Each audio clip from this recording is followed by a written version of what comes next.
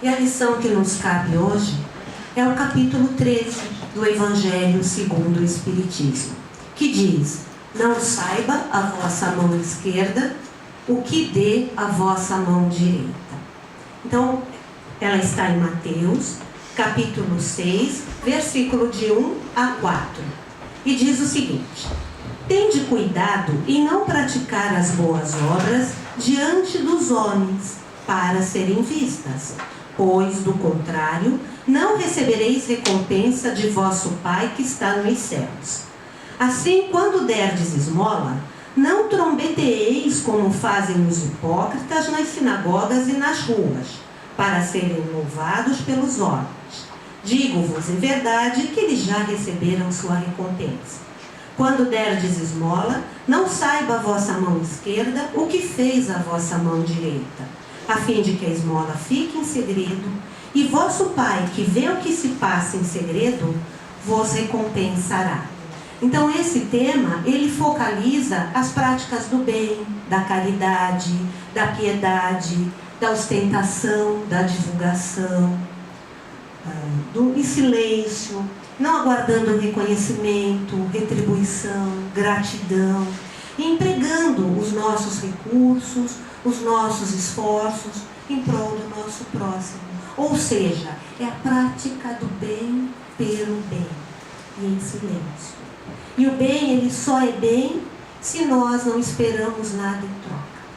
O bem só é bem se ele for sincero, se ele for de coração. Então, quando nós fizermos o bem, seja um favor, seja um serviço, um gesto, uma oração, nós devemos fazê-lo em segredo, espontaneamente, conosco mesmo, no nosso íntimo.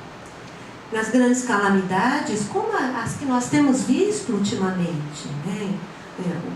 A catástrofe em Brumadinho, as enchentes no Rio de Janeiro, o que a gente percebe? Que a caridade, que ela se agiganta, que as pessoas generosas, elas se empenham em se ajudar, em se amparar mutuamente para poder reparar esses danos. Mas ao lado desses desastres gerais, existem milhares de desastres que são particulares e que muitas vezes passam desapercebidos por cada um de nós.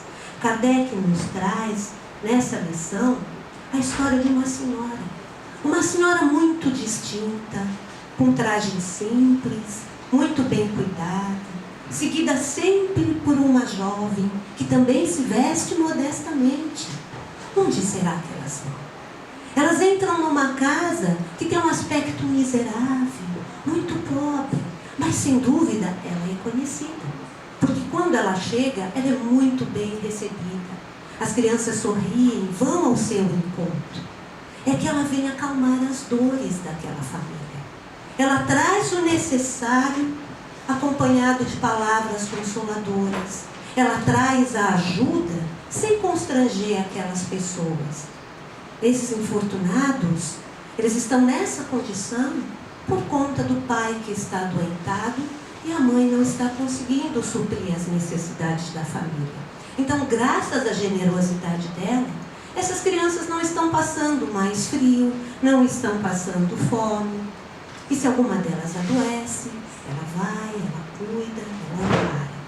Quando ela termina o trabalho junto a essa família, ela vai ao hospital visitar esse pai, confortar o seu coração, dizer para ele: olha, está tudo muito bem, não se preocupe, seus filhos não estão passando necessidade, supre as suas necessidades também.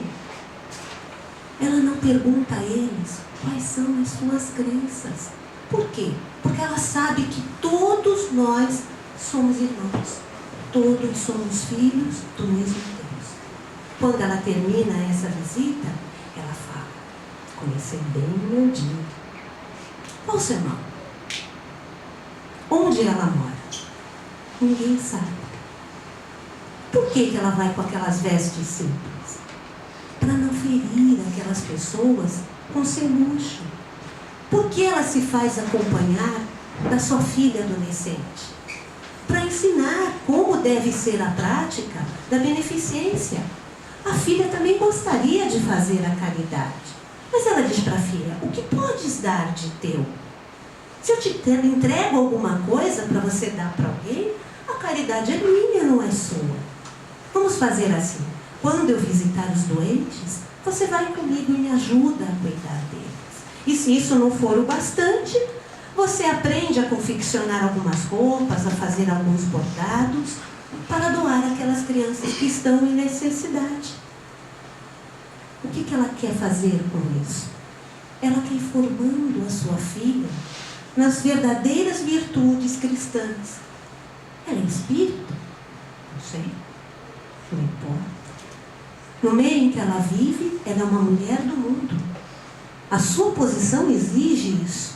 Mas as pessoas ignoram o que ela faz. Porque para ela não interessa o que os outros pensam. Interessa o que Deus pensa dela. Interessa a sua própria consciência.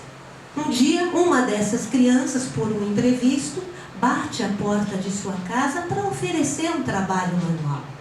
E ela então faz assim para a criança. Não conta nada para ninguém. Era assim que Jesus falava. Então, amar ao próximo é fazer todo o bem que nos seja possível e que nós desejaríamos que nos fosse feito. É o sentido das palavras de Jesus: amai-vos uns aos outros como irmãos. A caridade, segundo Jesus, ela não se restringe apenas à esmola. Ela abrange todas as relações em que nós nos achamos, nos encontramos com os nossos semelhantes. Sejam esses nossos semelhantes inferiores, nossos iguais, nossos superiores.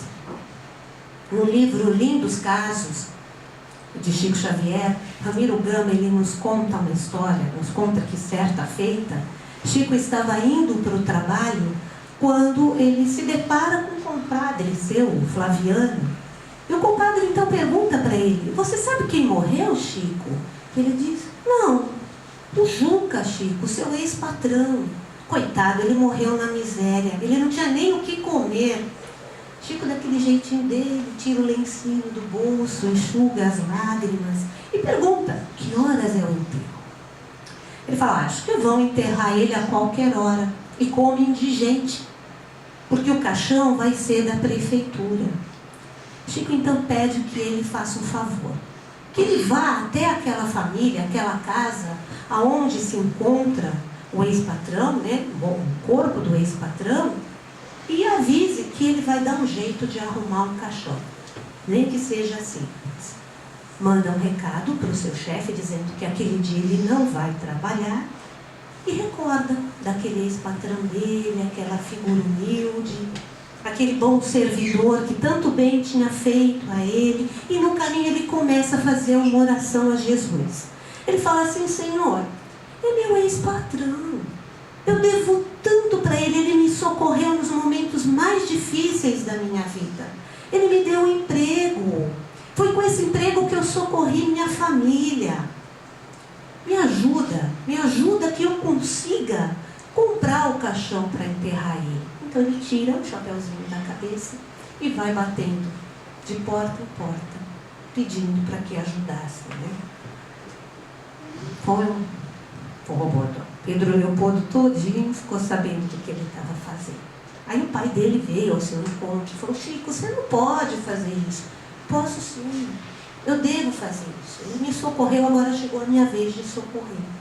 Nisso, ele dá de encontro com o mendigo. E aí o mendigo pergunta para ele: Chico, por que você está com tanta pressa?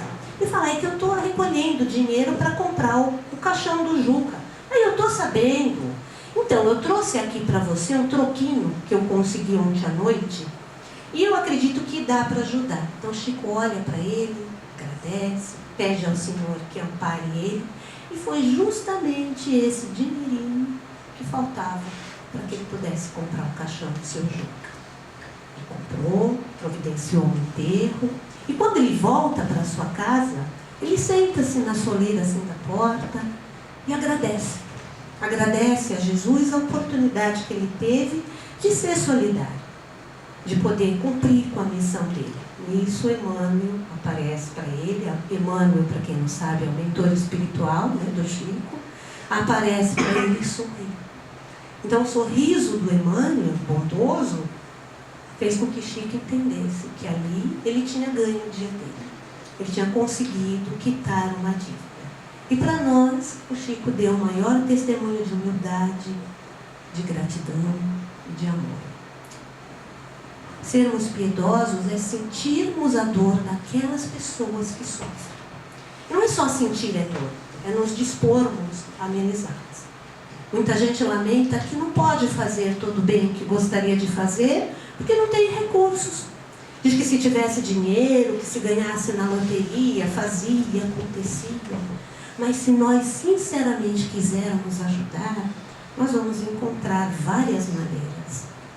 Semana passada, a Amélia veio agradecer que nós conseguimos comprar o material escolar para as crianças da cesta básica. Foi o tijolinho de cada um de nós. Foi o nosso momento de carinho, de amor, de doação, de empatia pela dor do próximo que propiciou isso. Irmão X nos conta uma história que diz que estavam todos no salão fazendo as suas ofertas, um mais luxuoso do que o outro. Então Jesus se aproxima com os seus discípulos e Judas, todo animado, vendo o pessoal depositar no gasofilácio as suas oferendas. O gasofilácio é onde são depositadas as oferendas. Ele é de metal, porque conforme as moedas caem, é feito um barulho. Então, se cai, o barulho é muito grande, é porque a oferenda foi grande. Se o barulho é pequenininho, a oferenda foi pequena. Então, Jesus, olhando aquilo com seus discípulos, vem Judas correndo, falando: mestre, olha, Jeroboão, ele conseguiu renunciar a um monte de tapetes, entregou um monte de ouro. Ele falou: nossa, que bom para Jeroboão, que bom que ele renunciou, né? Ele está evitando desgostos para ele está dividindo aquilo que ele tem. Quem tem muito acaba se complicando. E lá ia Judas e vinha. Daqui a pouco vem ele: mestre, Zacarias, ele estava enfermo no fim dos seus dias, então ele trouxe 100 peças. Ele falou: bem-aventurado seja o Zacarias, porque mais vale ele confiar essa fortuna dele aos necessitados do que deixar para os seus parentes e eles ficarem brigando por uma fortuna que nem foram eles que conquistaram.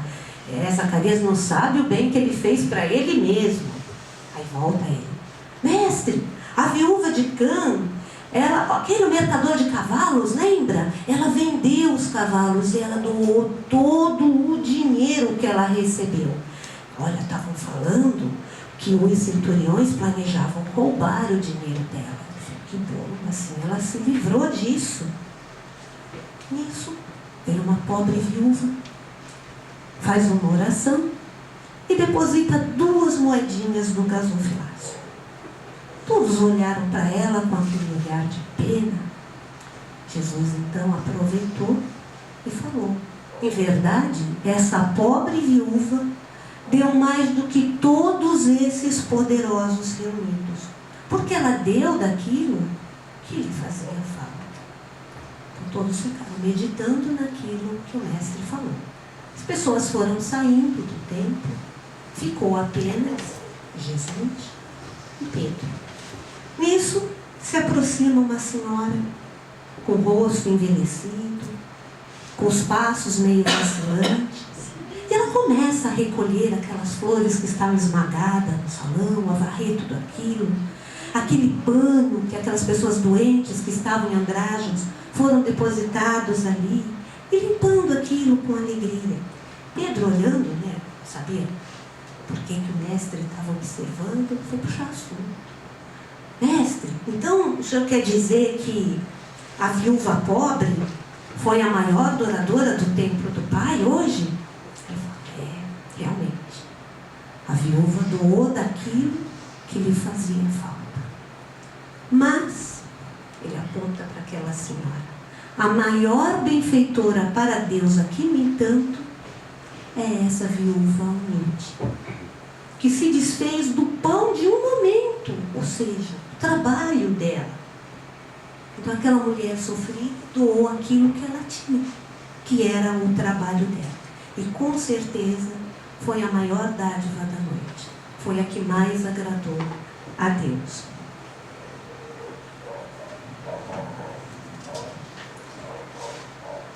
Jesus considerou que o valor que foi ofertado pela viúva, embora fosse o menor, fosse o mais valioso em termos espirituais. Lógico que não merece censura aquelas pessoas que também deram a sua quantia em dinheiro, mas dar do que sobra não é a verdadeira caridade. Principalmente se essa caridade for feita com ostentação, para chamar atenção. Então, como podem fazer caridade aquelas pessoas que pouco possuem? Procurando cada qual do seu trabalho, do emprego das suas forças, da sua inteligência, da sua capacidade, do seu talento, empregar os recursos que possuem para que possam realizar todas as suas intenções generosas. E todos nós somos dotados de talentos. Então vamos procurar colocar os nossos talentos em prática em prol daqueles que são mais necessitados do que nós. Esse, com certeza, é o sacrifício que mais agrada a Deus. Nós não devemos restringir a nossa caridade, o nosso bem, exclusivamente entre as pessoas da nossa mesma opinião, da nossa mesma crença, nosso mesmo partido, da nossa mesma raça. Lembrando o que aquela dama falou: somos todos filhos do mesmo Pai. Somos todos irmãos. Há dois tipos de caridade: a caridade material e a caridade moral. A caridade material é aquela que é necessária para socorrer aquelas pessoas que estão precisando, principalmente aquelas que estão realmente na penúria, que estão passando realmente por dificuldades de ordem material.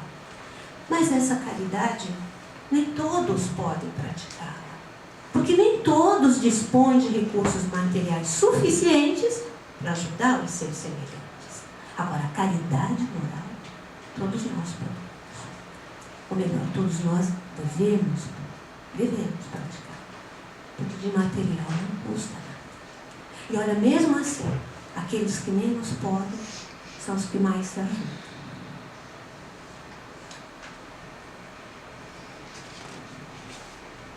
Nós podemos exercitar a caridade moral por pensamento, orando em benefício daqueles nossos semelhantes que estão em sofrimento, por palavras, levando o bom conselho, as boas orientações, através de uma conversa amena, que conforta, que enxuga as lágrimas dos nossos irmãos que estão aflitos, por ações, amparando aquele que está doente, não dando atenção ao mau proceder dos outros, evitando ressaltar os erros dos nossos semelhantes, tornando-nos surdos às palavras grosseiras, às palavras irônicas, de escárnio, de zombaria que são lançadas na nossa direção. E a maior caridade moral que nós podemos praticar é o controle das nossas próprias imperfeições, as nossas más tendências. É o exemplo que nós possamos dar de dignidade, de honestidade, de humildade, de perdão, compreensão, tolerância e, acima de tudo, de amor. Amor puro, amor sublime, um amor sem interesse para todos os nossos semelhantes, indistintamente. 2 homens acabavam de morrer. Essa é uma passagem do Evangelho, também segundo o Espiritismo. E Deus tinha dado para eles 2 sacos, um para cada um, onde eles colocariam todas as suas boas ações. E quando eles voltassem para o plano espiritual, esses sacos seriam pesados. Então, nos seus últimos momentos, os sacos foram pesados.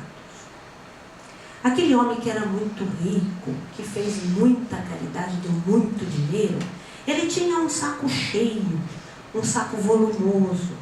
Já o outro, que era mais humilde, que era mais pobre, tinha um saco com algumas moedinhas só. Na hora que esse saco foi pesado, aquele saco grandão, pesadão, não saiu do lugar. Balançou, não se movimentou. E aquele saco que só tinha aquelas moedinhas, foi lá em cima. Ele não entendeu nada, ele falou, eu sempre fui tão pobre, eu quase não tive nada. Ele falou, pois é, mas você deste daquilo em que te privastes, aquilo que te fez falta. Você fez a caridade por fazer, sem esperar nada em troca. Enquanto que o outro havia feito a caridade com ostentação, por orgulho, sem mostrar, sem se privar de nada, sem realmente se interessar por aquelas pessoas as quais ele estava ajudando. Então, nos relatos espirituais, nós aprendemos que o verdadeiro discípulo de Jesus é aquele que não dá apenas o que sobra, mas é aquele que divide o que tem. É aquela pessoa humilde, olha, eu tenho um pão, vamos dividir o pão. Você não vai ficar com fome. A cada ação de desprendimento nosso, nós vamos nos espiritualizando, nós vamos diminuindo o nosso apego ao mundo material. Certo abade no mosteiro, ele reúne os seus frades para um sermão. E ele então diz a eles que vocês jamais sejam lembrados. Então eles falam, mas como? Como assim? Será que o nosso exemplo não pode ajudar aquelas pessoas que estão precisando? Nós nos expusemos de tudo, viemos para cá, para o mosteiro. Aí ele fala para ele, num tempo em que todo mundo era justo, em que ninguém precisava ficar prestando atenção nas pessoas exemplares, onde todos davam o melhor de si, sem que com isso fossem reconhecidos, que amavam o seu próximo, porque eles entendiam que isso fazia parte da vida. Eles não estavam fazendo nada de especial, estavam respeitando uma lei da natureza, amar o próximo. Eles dividiam seus bens para não terem que ficar acumulando mais do que podiam carregar, já que eles sabiam que a viagem ia durar a vida inteira deles. Eles viviam juntos em alegria e liberdade, dando, recebendo, não cobravam nada um do outro, viviam sem culpa. Seus feitos não foram culpados. Eles não deixaram história. Então, quem dera pudéssemos conseguir a mesma coisa no presente. Fazer do bem uma coisa tão comum que não houvesse qualquer necessidade de exaltar aqueles que os praticam. Então, vamos olhar em volta. Quantos bens nos são disponibilizados no dia a dia? Quantos bens? É mais do que nós precisamos. Né? E se nós formos observar aquilo que nos sobra, aquilo que nós jogamos fora, certamente nós vamos puxar a nossa própria orelha. Né? Nós vamos dizer assim, puxa, como eu sou egoísta. Quanto eu tenho. Jesus disse que o Filho do Homem não veio à terra para ser servido. Veio à terra para servir. E nós também estamos aqui para servir. Ele disse também que todas as vezes que nós dermos de comer a um faminto, que nós dermos de beber a quem tem sede, que nós dermos abrigo a quem tem um lar, a quem não tem um lar, que nós vestirmos os nus, visitarmos os doentes, os encarcerados, que é a Ele próprio, a Deus, que nós estamos fazendo.